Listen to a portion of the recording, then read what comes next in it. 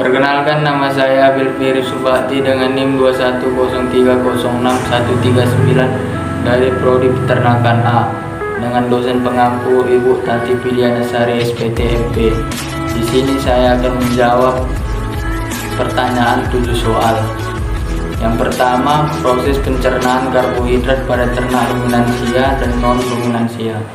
Proses pencernaan karbohidrat pada ruminansia dapat terjadi secara mekanis di mulut, fermentatif oleh mikroba rumen, dan secara hidrolisis oleh enzim-enzim pencernaan yang berlangsung dalam rumen. Karbohidrat ini merupakan golongan polisakarida, yakni serat kasar atau selulosa. Di dalam rumen, karbohidrat difermentasi oleh mikroba menjadi virupat. Kemudian asam virupat yang dihasilkan akan diubah menjadi VFA, CO2, CH4. Yang kedua, proses pencernaan karbohidrat pada non-ruminansia.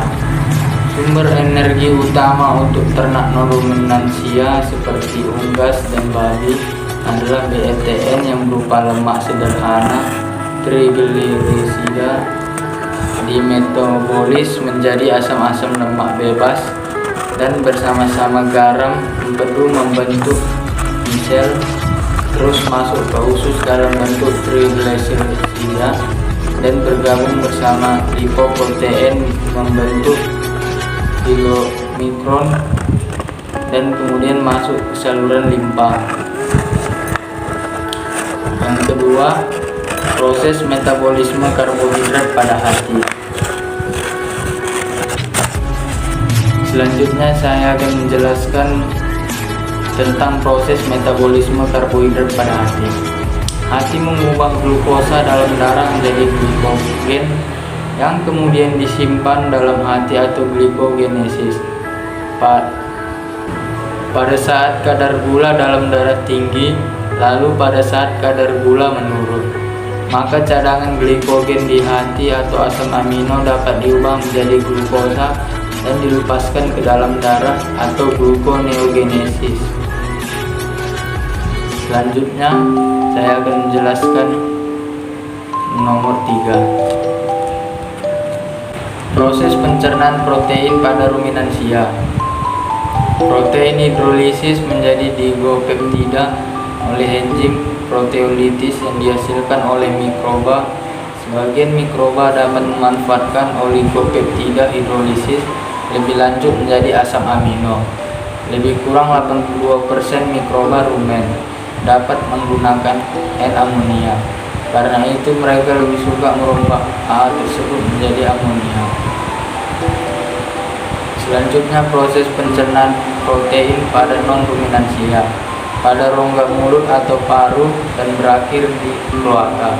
Makanan yang telah melewati mulut akan disimpan di dalam tonggolok. Setelah dari tonggolok, makanan akan menuju proventriculus dan mengalami proses pencernaan dengan bantuan enzim. Proses yang terjadi dalam proventriculus adalah pengadukan makanan yang dicampur dengan getah pencernaan atau enzim. Getah pencernaan itu antara lain HCl dan pepsinogen. Saya akan menjelaskan nomor 4, proses metabolisme protein dalam hati. Makanan dengan protein akan dikunyah dan masuk ke dalam perut yang mengandung asam klorida dan enzim pepsin. Dalam perut, protein yang masuk ke lambung oleh HCl diturunkan atau dinaikkan pH-nya menjadi 1,5 sampai 3,5. Setelah penurunan pH, enzim pepsin akan memecah molekul protein yang besar menjadi rantai polipeptida atau asam amino pembentuknya. Dari lambung, protein akan masuk ke dalam usus kecil. Asam klorida dari lambung menyebabkan makanan bersifat asam. Asam dapat menyebabkan usus kecil terluka.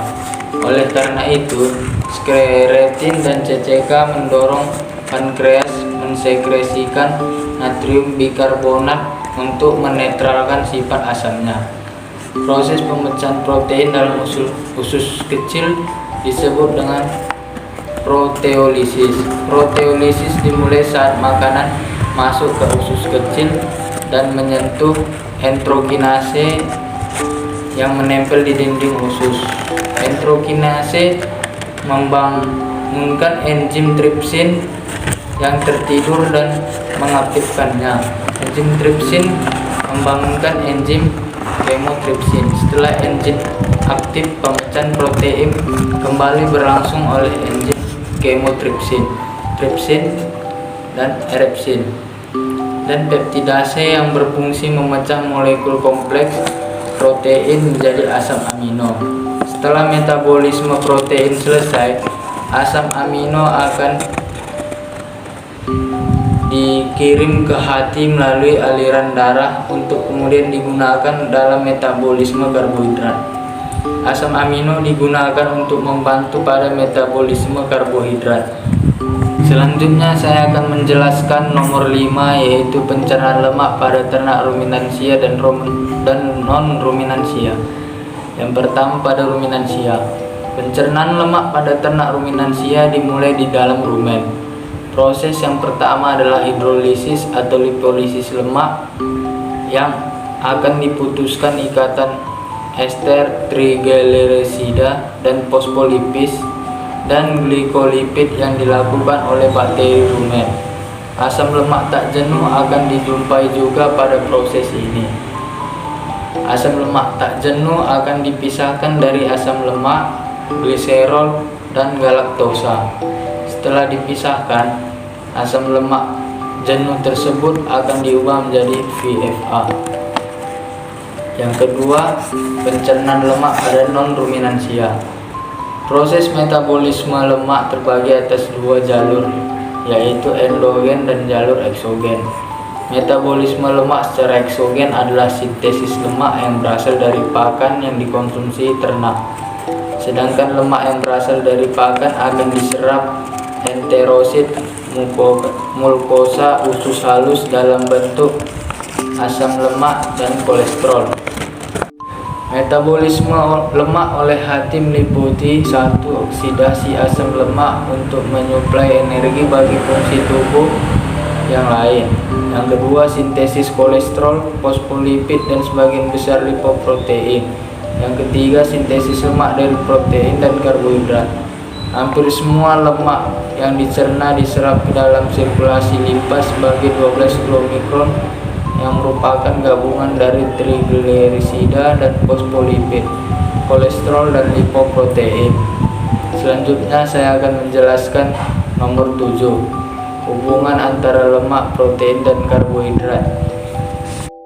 Lemak atau asap heksonoat lebih banyak mengandung hidrogen terikat dan merupakan senyawa karbon yang paling banyak tereduksi. Sedangkan karbohidrat atau glukosa dan protein atau asam glutamat banyak mengandung oksigen dan lebih sedikit hidrogen terikat. Adalah senyawa yang lebih teroksidasi. Senyawa karbon yang tereduksi lebih banyak menyimpan energi dan apabila ada pembakaran sempurna akan membebaskan energi lebih banyak karena adanya pembebasan elektron yang lebih banyak. Jumlah elektron yang dibebaskan menunjukkan jumlah energi yang dihasilkan. Sekianlah penjelasan dari saya. Apabila ada kata-kata saya yang salah dan kurang berkenan di hati ibu, mohon dimaafkan. Sekian dan terima kasih.